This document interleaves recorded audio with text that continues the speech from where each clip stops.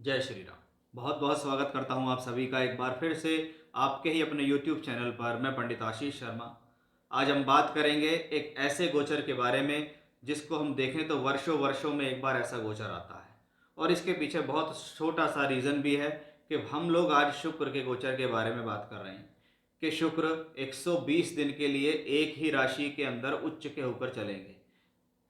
120 दिन का मतलब यहाँ यह है कि ये ग्रह सामान्य तौर पर 25 दिन से 30 दिन के भीतर एक राशि को बदल लेता है। एक वर्ष के अंदर अगर पूरे गोचर का चक्कर लगाया जाए तो सभी 12 राशियों का चक्कर भी लगा लेते हैं और उसके बाद भी 3-4 राशियों को और एक्स्ट्रा चल जाते हैं। लेकिन फिर ये ग्रह इस बार 25 से 28 दिन से ज़्यादा 120 दिन तक ऐसा क्यों है? ऐसा होता है ग्रह के वक्री होने के कारण, कि जब ग्रह सूर्य के कारण वक्री होता है, एक पर्टिकुलर डिग्री के कारण सूर्य से जो भी ग्रह दूर जाता है वो वक्री हो जाता है।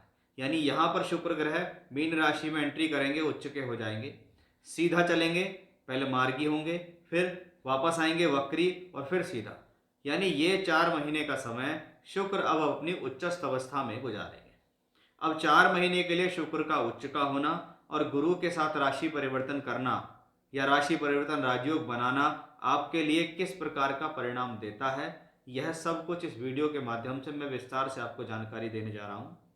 वीडियो की और विस्तार से शुरुआत के लिए, अगर आप स्क्रीन पर हमारे व्हाट्सएप नंबर देख रहे हैं, अगर आप कुंडली दिखाना चाहते हैं, बनवाना चाहते हैं, कुंडली मिलान कराना चाहते हैं या अपनी ज्योतिष से संबंधित कोई भी जानकारी चाहते हैं, तो आप दिए गए नंबर पर व्हाट्सएप पर कांटेक्ट कर सकते हैं। पेड कंसल्टेंसी होगी। शुरुआत कर लेते हैं शुक्र ग्रह के बारे में कि ब्रह्मांड के अंदर शुक्र ग्रह अपनी आभाओं के कारण उच्च का है। इस दौरान वह ग्रह अगर देखा जाए तो दीप्तादि अवस्था की सबसे उच्चस्थ अवस्था को प्राप्त कर चुका है। सबसे नीचे होता है प्लेनेट नीच का। फिर कहते हैं जी अस्त ग्रह भी इसी कैटेगरी में आते हैं। शत्रु राशि के ग्रह, मित्र के साथ ग्रह, नीच के ग्रह, पीड़ित ग्रह, अस्त ग्रह, ये सब इसी में आते हैं। लेकिन इसकी सबसे ऊपर की कैटेगरी क्या होती है? वो होती है उच्चस्थ अवस्था, जिसको हम दीप्तादि अवस्था में सबसे बेहतर मानते हैं कि भी इससे ज़्यादा ऊपर शास्त्र में कोई भी ग्रह नहीं जा सकता, कि ये प्लेनेट एग्जॉल्टेड है, अपनी उच्च की रश्मियों और आभाओं के साथ ब्रह्मांड में गोचर करेगा। शास्त्र के अनुसार जब भी आपकी राशि से केंद्र या त्रिकोण भावों के अंदर कोई ग्रह उच्च होता है तो वह अपने अच्छे कारकत्वों के फल देता है।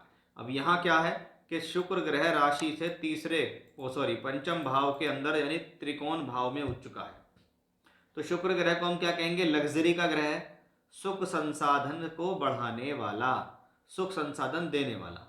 अब भूमि है, जमीन जायदाद, प्रॉपर्टी, लग्जरी, फैशन या किसी प्रकार की सुंदरता या जीवन में जो लग्जरी होती है, जो जो सुख संसाधन जिसको हम बोलते हैं, उसमें वृद्धि करने के लिए तैयार या उसको देने के लिए आपके लिए तैयार है, ये यहां से शुक्र ग्रह से देखा गया। अब ये शुक्र ग्रह है क्या? पहली बात, ये पंचम भाव में है तो पांचवें घर से संबंधित शुभ फलदायक हो जाएगा। आपकी शिक्षा, विद्या, बुद्धि, निर्णय के लिए शुभ है, आपकी एजुकेशन के लिए शुभ है, आपकी जो पढ़ाई आप कर रहे हैं, जो सीख रहे हैं, उसके लिए सही है, आपके निर्णयों के लिए अच्छा है, आपके संतान होने, संतान के साथ संबंधों के लिए ये स्थिति शुभ है, क्योंकि पांचवें घर में शुभ ग्रह उच्च का हुआ है। अब ये शुक्र क्योंकि सप्तम भाव का मालिक भी है।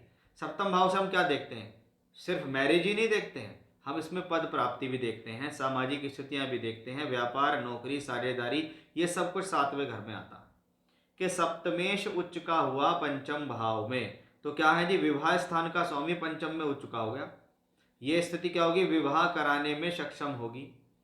बहुत बार प्रेम संबंधों का विवाह में परिवर्तित होना भी ऐसे योगों में माना जाता है कि जो दो लोग आपस में प्रेम करते हैं, परिवार की सहमति नहीं मिल रही है, इन 4 महीने में आप ट्राई करें, आपको परिवार से सहमति मिलेगी।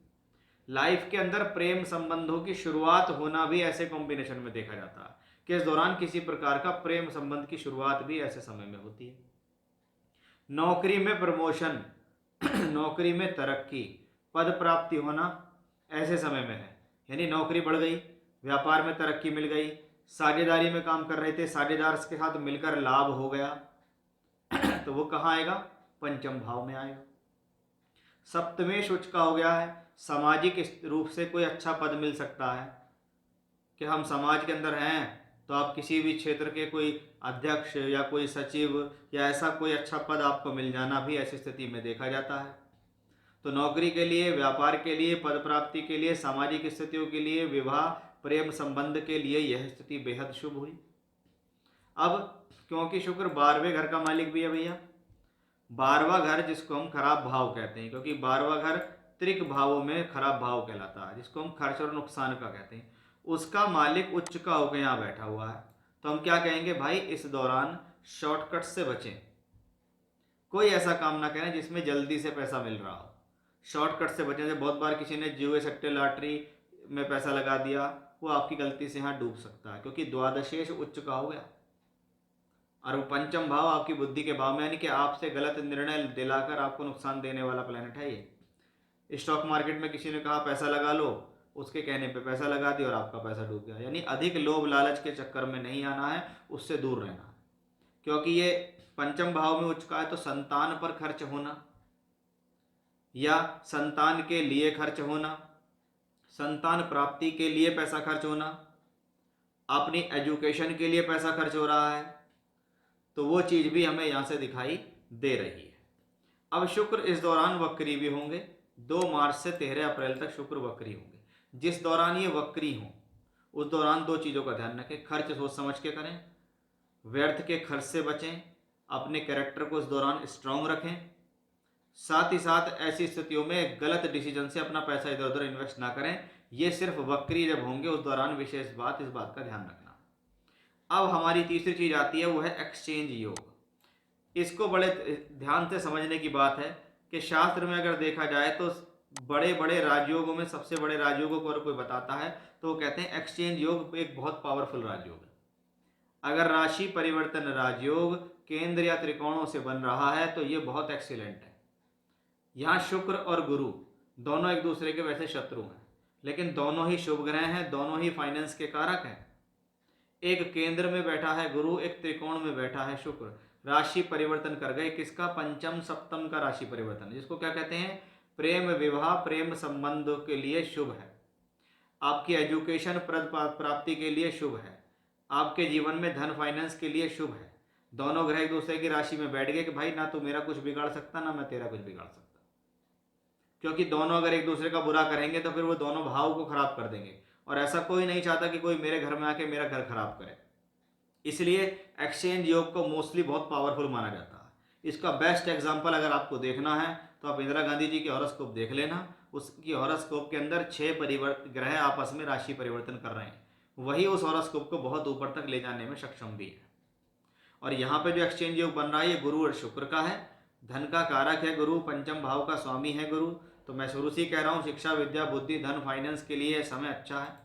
दोनों प्लेनेट, गुरु कहाँ देख रहे हैं? 11वें घर को, शुक्र कहाँ देख रहे हैं? 11वें घर को। तो जब दोनों प्लेनेट 11वें घर को देख रहे हैं तो 11वां घर किसका है? फायदे का और इनकम का भाव है। तो इसको हम क्या कहेंगे कि ये समय आपके जीवन में धन के लिए शुभ है, फायदे के लिए शुभ है, सोर्स ऑफ इनकम के लिए शुभ है, जीवन में आगे बढ़ने के लिए शुभ है और तरक्कीदायक समय ये दिखाई दे रहा है। तो कुल मिलाकर कुछ छोटी मोटी सावधानियां थी जो आपको उच्चस्थ शुक्र में ध्यान रखनी है, और जो क्या फायदे हैं वो सब मैंने आपको इस वीडियो के माध्यम से जानकारी दी है। जय श्री राम।